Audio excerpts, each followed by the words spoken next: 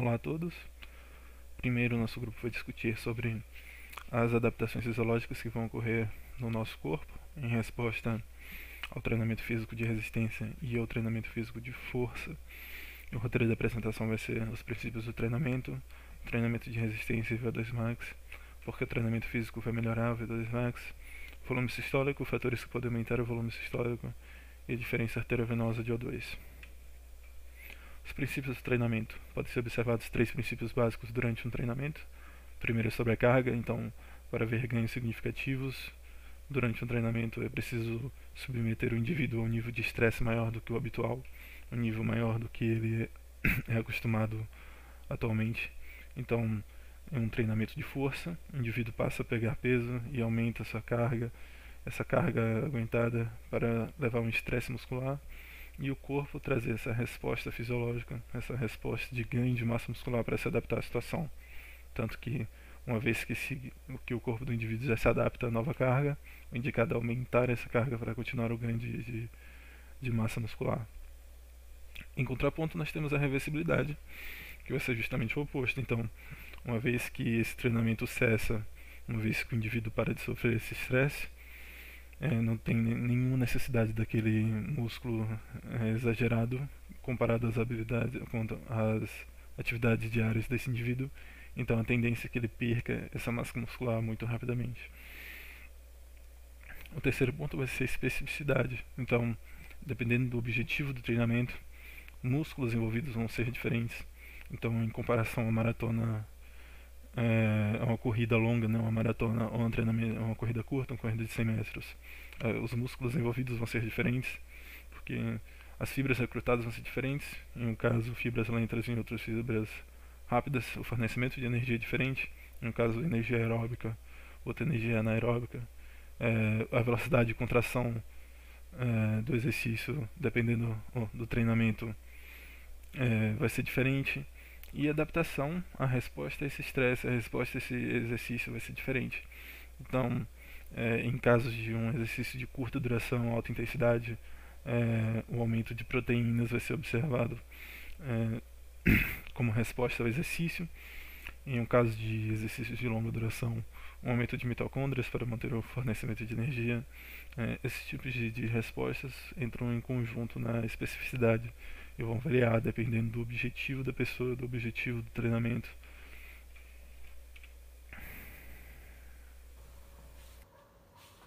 Então, a potência aeróbica máxima, o volume de oxigênio máximo, é a variável fisiológica que melhor reflete a capacidade aeróbica de um indivíduo. Então, a gente vai falar agora sobre os programas de treinamento de resistência que aumentam esse volume de oxigênio máximo e as alterações fisiológicas que podem ser responsáveis por esse aumento.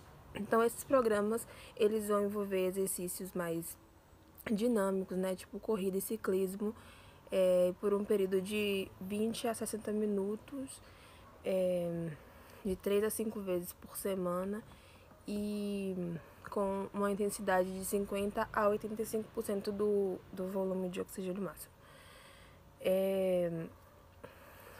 Esse VO2 ele pode variar bastante, a depender das condições de saúde daquele indivíduo e do condicionamento físico. Então, como vocês podem ver aqui nessa tabela, alguns exemplos dessa variação. Então, um paciente que teve um infarto ou alguma doença pulmonar grave pode estar com VO2 bem baixo, e o maratonista ou um praticante de esqui ele vai estar mais elevado, né? As pesquisas indicavam que 93% das variações de VO2 tinha um fator genético, mas as pesquisas mais recentes elas vão dizer que a estimativa da hereditariedade máxima vai ser de cerca de 50%, isso na ausência de treinamento, né? O que não vai tirar o mérito de que existe uma predisposição genética. Então, ainda é um pré-requisito para quem quer se tornar um atleta de elite, de resistência de elite, com o VO2 mais amplo. Então, as diferenças no DNA mitocondrial são vistas como um medidor para as diferenças já naturais de VO2, sem treinamento nenhum, e nas melhoras também por conta de treinamento. Então, até em como o indivíduo responde a um programa de treinamento, isso é geneticamente determinado. Então, quando é feito o mesmo treinamento para tal quantidade de indivíduos, a variação da melhoria desse nível de VO2 vai ser bem significativa.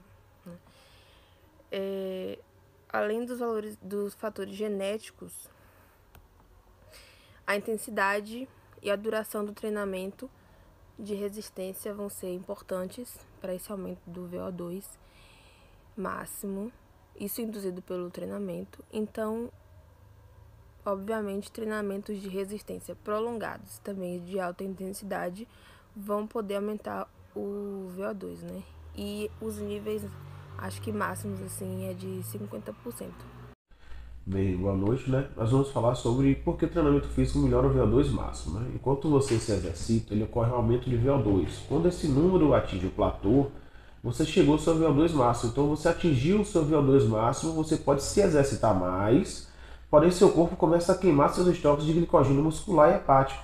Então, para obter energia para esse treino, chegando rapidamente ao estado de exaustão ou fadiga. Então, em geral, as pessoas com maior VO2 máximo, eles podem se exercitar em intensidades maiores sem entrar em fadiga. Então, como vai funcionar esse VO2 máximo? Quando o VO2 máximo está em alta, o coração ele consegue bombear uma quantidade maior de sangue por batida. O seu sistema circulatório conduz o sangue para os músculos de forma mais eficiente. Assim, o treinamento contribui para o aumento da frequência cardíaca, melhora do débito cardíaco, aumento do tamanho da quantidade de mitocôndrias musculares e a melhora da densidade dos capilares sanguíneos e consequente eficácia na proporção de sangue enviado aos músculos. O VO2 máximo ele pode ser melhorado com treinamento. Então o exercício tem que ser por um período maior de tempo acima do limiar aeróbico descompensado, que seria esse limiar de exaustão, de nível de VO2 maior, máximo, né? Então, a atividade que melhor efetiva essa melhora do VO2 máximo é a atividade conhecida como HIIT, né? Que ela é uma sigla atrativa que significa treino intervalado de alta intensidade, que é uma forma rápida e altamente eficaz de fazer exercício aeróbico. Então, cada intervalo de exercício consiste em movimentos pliométricos, que seriam exercícios de saltos, movimentos explosivos, buscando chegar à exaustão muscular, aproveitando o tempo máximo. Então, quanto maior o nível de condicionamento, mais difícil será aumentar o consumo de oxigênio. Para aumentar o VO2 máximo, é preciso aumentar o treino físico, porque isso melhora o condicionamento físico, fazendo o corpo captar melhor o oxigênio, usando-o de melhor forma, evitando a fadiga. Então, normalmente só é possível a melhora em cerca de 30% em alguns autores, porém, com o HIIT, ele chegou a melhora até de 44%. Então, essa é um resultado de artigos mais novos, né? Então, a predisposição genética também influencia no VO2 máximo. Então, na predisposição genética, você responde por 40 a 66% do valor de VO2 máximo de uma pessoa. Então, nos indivíduos sedentários, o treinamento muito extenuante, muito cansativo e prolongado, né, pode aumentar o VO2 em 40%. O VO2 máximo, essa melhora está diretamente relacionada com a quantidade de gordura corporal, com a idade e com a massa muscular. Então, quanto menos gordura corporal, maior o VO2. Quanto mais nova a pessoa for, também tem um maior VO2. Então, músculos, né? Quanto maior for a massa muscular, também o maior é o VO2 da pessoa.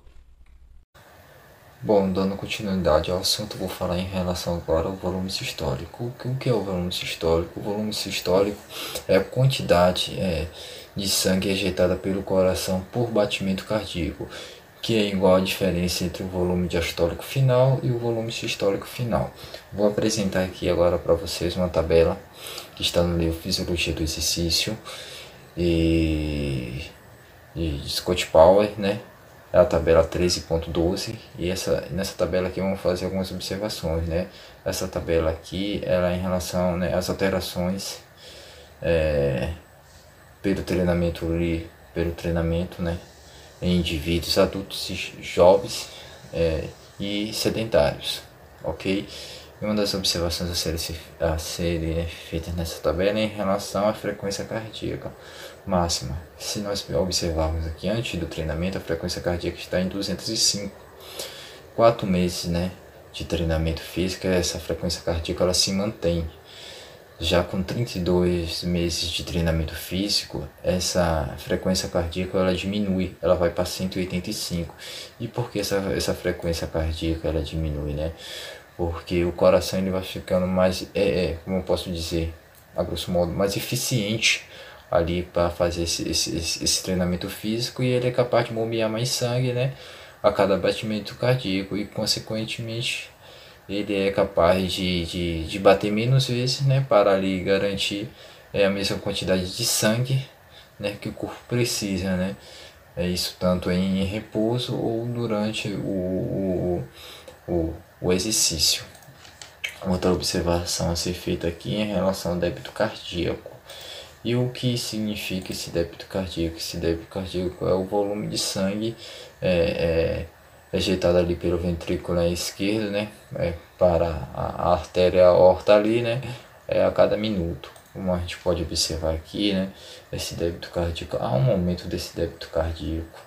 Aqui em 4 meses de treinamento está em 26,2.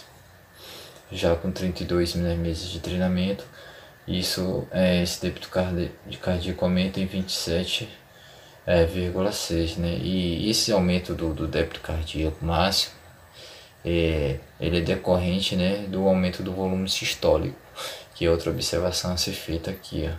A gente percebe que há um aumento desse volume sistólico aqui, antes do treinamento, está em 122, e com 32 meses de treinamento, esse volume sistólico é um aumento ali relevante, né, de 151.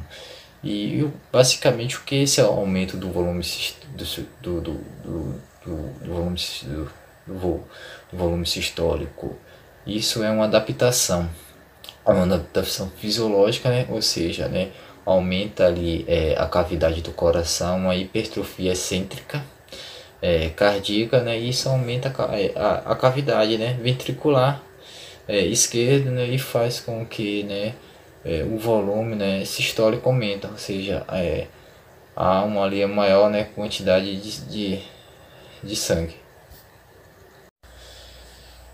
E há alguns fatores ali, né, que vai influenciar, né, que vai fazer com que haja esse aumento, né, do volume sistólico, né, máximo ali durante o treinamento de resistência.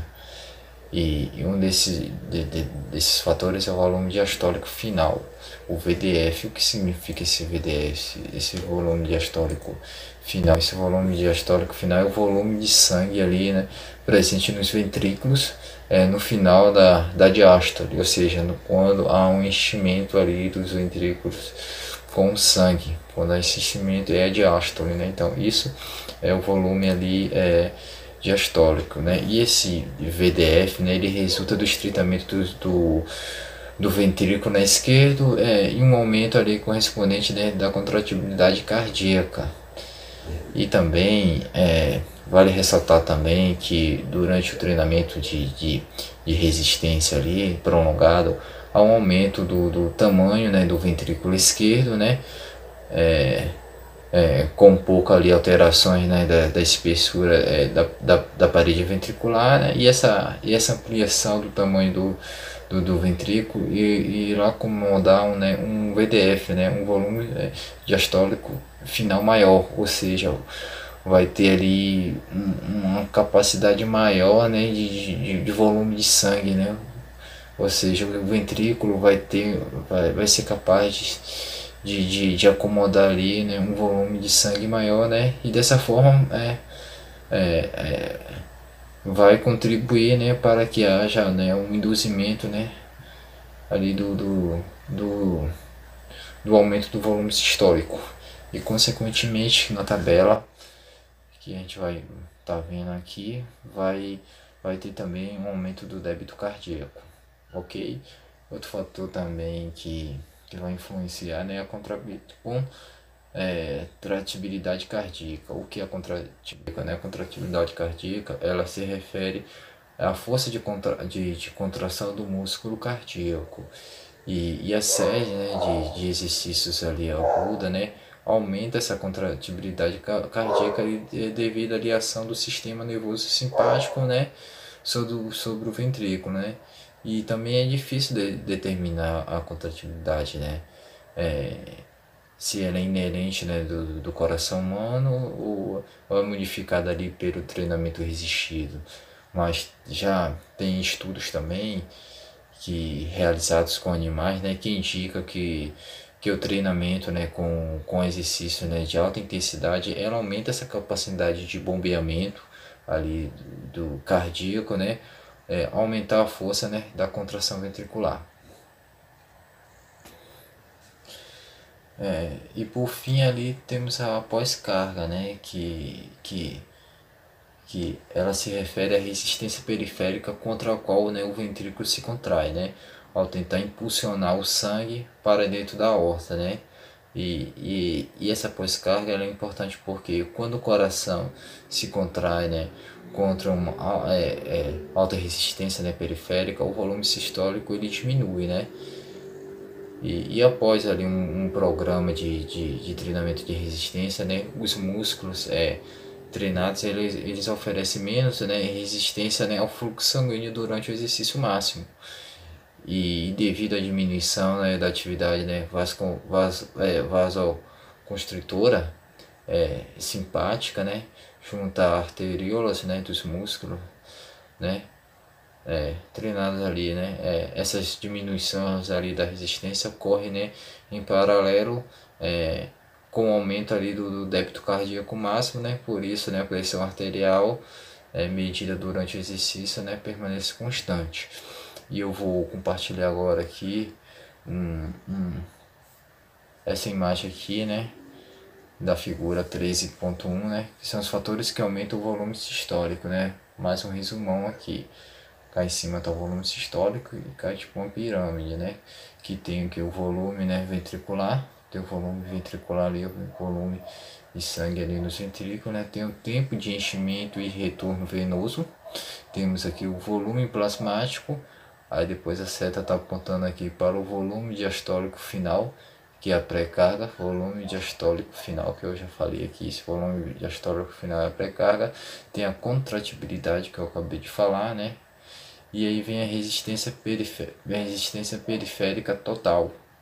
Essa resistência periférica total é a pós-carga, que eu também falei, que tudo isso vai influenciar aqui, são fatores, né, para que haja esse aumento, né, do volume sistólico, ok? Bem, agora nós vamos falar sobre a diferença arteriovenosa do oxigênio, né? Então, o que seria essa diferença arteriovenosa? Seria a capacidade aumentada do músculo de extrair oxigênio após e durante o treinamento. Bem, essa extração de oxigênio necessita de algumas adaptações, né? Principalmente no aumento da densidade capilar, que seria a angiogênese, né? No músculo treinado, ele acomoda o aumento do fluxo sanguíneo no músculo durante o exercício máximo, né? Outros fatores também são, por exemplo, a hipertrofia muscular, né? Principalmente nas fibras que têm mitocôndrias, como a 1 e a 2A. Então, o aumento da mitocôndrias, por que é tão importante? Mas é secundário em relação ao dos capilares, né? Então, porque é o local onde o oxigênio é utilizado. Então, a capacidade da mitocôndria de usar oxigênio, ela excede a capacidade do coração de fornecê-lo. Como consequência, o número de mitocôndrias ela deixa de ser um fator central da limitação do VO2 máximo, né? Também é necessário a gente aumentar a atividade enzimática, tanto do círculo de Krebs, quanto da cadeia transportadora de elétrons.